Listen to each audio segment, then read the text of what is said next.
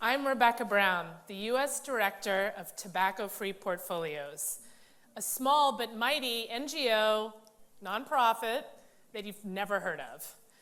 We, with your help, are going to end tobacco.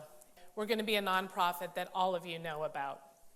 We're here in Boston, where in November 2020, a nearby town called Brookline, Mass, passed the nation's first tobacco-free generation policy.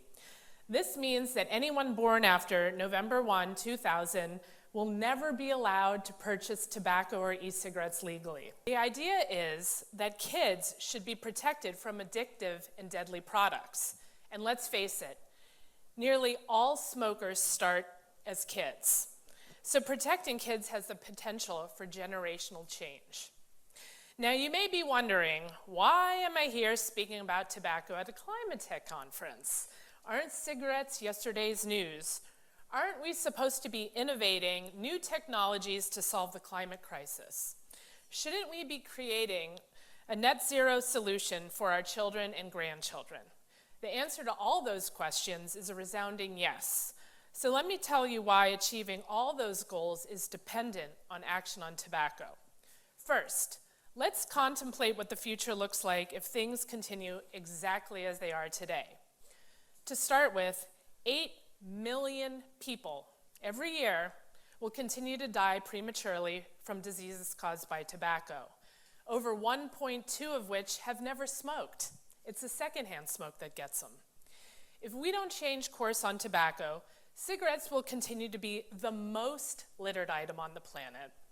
Cigarette filters will continue to be the world's #1 ocean plastic, polluting our beaches, turning into microplastics, and entering our food chain.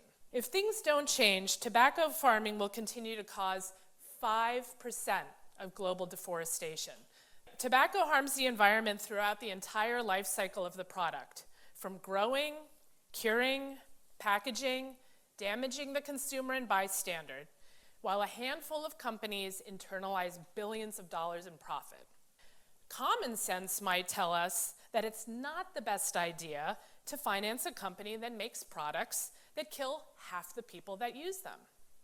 Common sense might tell us that investing in a company that makes products designed to be as addictive as possible and appealing to children is not a great idea. Common sense might also lead us to rethink investing in companies producing vapes, relying on a business model that churns out hundreds of millions of units of single-use plastic. Let's rethink where we invest our money. Let's rethink which companies we lend to or insure. Let's make the future one free from tobacco by finally bringing an end to an industry that creates products that cause death, disease, and environmental destruction. It's about saving lives and the planet, both of which we only have one of. The future of net zero is tobacco-free.